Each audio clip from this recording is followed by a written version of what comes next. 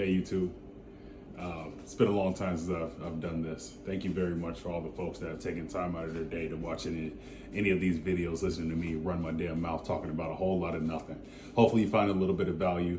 I'm going to share a few more thoughts that I have on education and some of the things that I've been doing to try to accomplish my bachelor's degree stuff. So would love to share more information on some of the exams that I've been taking, some of the things that I've been doing to try to accomplish a bachelor's degree. I'll talk more about interview stuff in another video. So if you're interested in learning more tips and tricks on how to kill that interview with Cisco and Cisco Meraki, that'll be coming soon as well. So let me just jump into it. So for studying purposes, like I said, three things rather, my apologies. YouTube, the exam guide, right, with the questions, with the similar questions, and then the study.com app, right? So the study.com app it's been my go-to tool. Again, it's not incredibly expensive, but it does cost a little money. And the reason why I use this, now you can always go to YouTube and you can find study material for Clep stuff for free everywhere. And I saw it everywhere and I used it and it's great. But the thing is, right, like to have your study material organized and so you can play it through and listen to it the way that I like to do it, it's not that easy on YouTube unless you pay for a YouTube subscription, and like that shit costs way too much, so I'm not doing that. But with study.com for $30, they have pretty much $30 a month, I'm sorry, $30 a month, they have access, or they give you access to their entire library of study material, right? And they have everything. All I really cared about, right, was their Clep stuff, and they have every single Clep exam. They have a study guide for a course for it that you can, it's a video course, right? It's like a bunch of PowerPoint slides and folks are talking through it. Not anyone standing up kind of like pointing at the PowerPoint, like a legitimate video training course. I'm like, well, shit, I could play it on my phone. They got an app that it's a little wonky at times, but it works fine. Works pretty well for the most part. But it has all this great material and it really gives you really good coursework, and you learn about these different things, these different, whatever the subject matter is that you're trying to study for the Clep. And it goes through it, and the curriculum that it teaches you is based on the exam questions, right? So obviously some folks have went through, vetted the exam and realized that these are the things that you need to study. But it's not just giving you, it's not like an exam boot camp.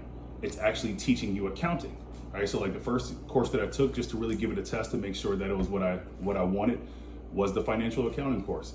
And I went through it, and then I went through some other videos on YouTube just to kind of confirm that what I was learning on study.com was like actually like legit, and like to hear from different forms, because again, like this was something new to me. Obviously I'm not an accountant, I'm in the technology field, right? Tech sales. So I knew nothing about it. So I just want to make sure that things matched up, and it seemed legit. And I took a couple of the, I didn't take any real practice exams like maybe I did in the exam book. I never really finished all those questions, but they give you hundreds. I went through a few and I checked them, and I felt pretty confident. I'm like, well, let's go give it a shot, and knocked it out, and it worked out well, right? I got like maybe a 52, 53. I'll share my scores, and then I got credit for accounting, right? So like now I have college credit in my transcript for accounting. I'm like, cool. Now I'm one step closer to my goal, while I'm still taking these classes, right? The algebra and the statistics and the speech communication. It's great. So I thought like, well, all right, let me knock out another one. So then I look into microeconomics, or sorry, I went with, I started with macroeconomics. So macroeconomics teaches you all about economics, and like this shit was fascinating to me. Like I love to learn about history and the country and economics and business and all that. And like the economics class has all of that for you. And so it was basically taking an economics class 101, but from my phone, right? Again, has all the slides and all the stuff for you to follow along, but I would just listen to it, put on my headphones, walk around, walk the dogs. Have 2 dogs that need to be walked 3 times a day. Whenever I have to run any errands, I'd listen to it in the car. On my way to work, I'd listen to it. Whenever I had downtime, I'd listen to it until I can get through it as quickly as possible. So got through the economics, and the economics exam, again, wasn't incredibly difficult. It was based on everything that was in that study.com material, right? And it was all about just the financial system and like how it actually works, right? How does central bank work? How does credit work? How does interest rates work? Like some light math and calculating interest. How does credit work, right? Like where do big banks borrow their money from? What is the What's the federal interest rate, right? Things like that, right? How do taxes affect costs, right? What are the cost of goods sold, right? Like everything that businesses use to really like to analyze their revenue streams, their cash flow, intake and output, like all of that good stuff, how to maximize production, right? The productivity curve, like why you should build this versus that, how much yield you'll get from this versus that during this. Phenomenal stuff, right? And it was great. Again, the exam was based on all of that. So it again wasn't incredibly difficult. I do enjoy this stuff, so I don't want to lie there. So I enjoyed learning it. I would find myself pausing it and rewinding and pausing it and making sure that I really heard that lesson, because it was interesting. And they do make it interesting on study.com. It's not dry material at all. Promise you, they're not paying me any money to say this shit. They should though. But it's great.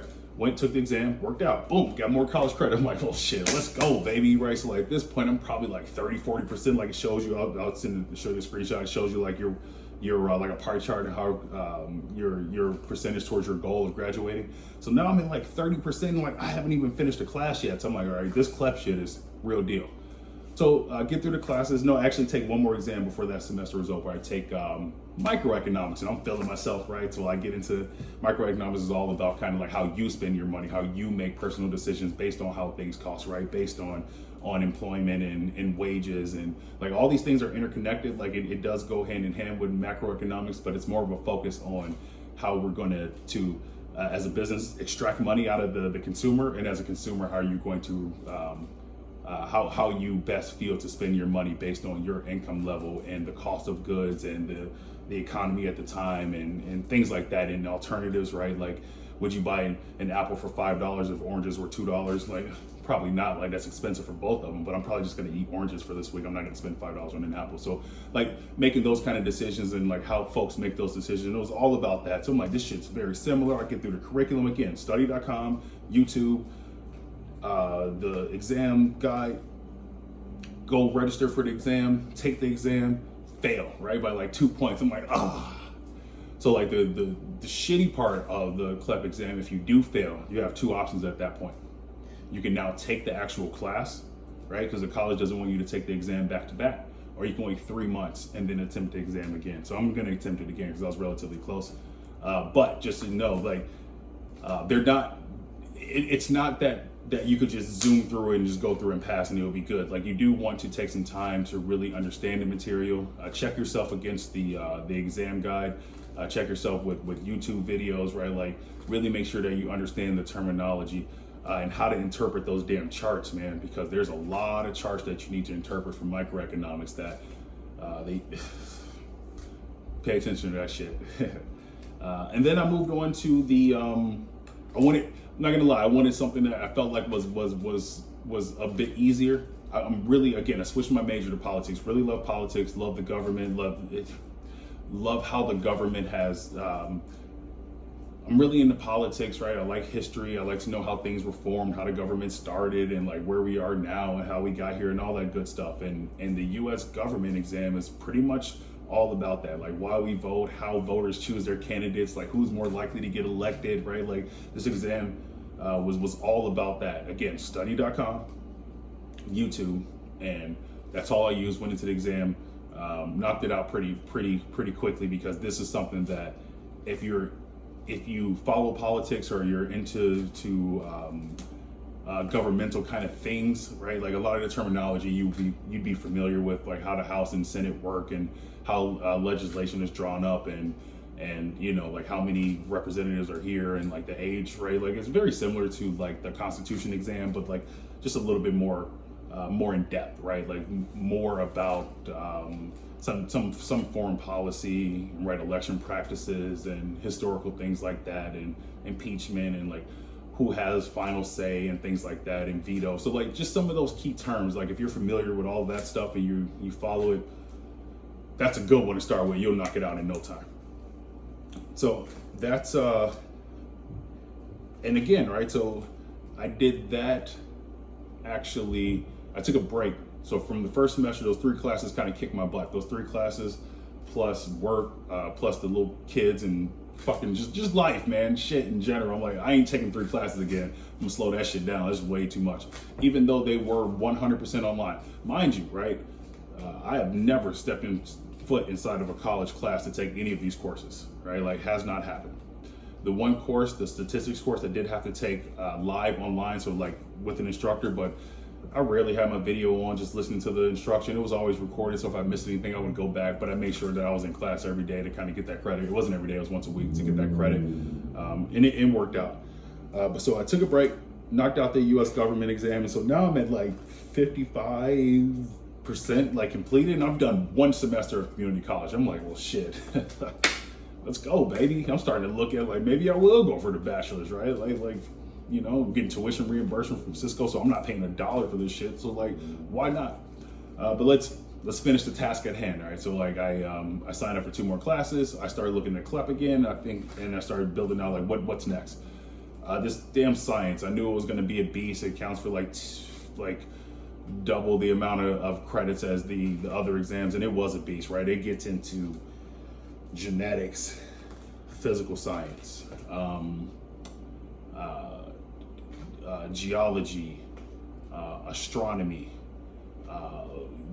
all the onomies, right? Like everything, right? Like just like the from the human genome all the way up to, you know, what the stars are made of, and like how the actual Earth started, right? Big Bang, right? Like it gets into all of this. Like, it's so wide ranging, to like matching alleles to figure out how you're going to dictate eye color in mice, and like if you're going to start cloning devices and you're looking at all these charts, and like if you have this, what color will the tail be? And like it's crazy. It is all over the place, and it took me at least 2 months to get through the material. Everything else I had gotten through in like 2 or 3 weeks. The study.com material for the science, it is expansive. There's a lot. That one's difficult, not gonna lie. If I could do it all over again, I probably would have just taken a science class, because a community college science class, I ain't gonna lie to you, it probably ain't gonna be that hard, right? Because my experience so far, like, these classes are not incredibly difficult. They're not, they're just not.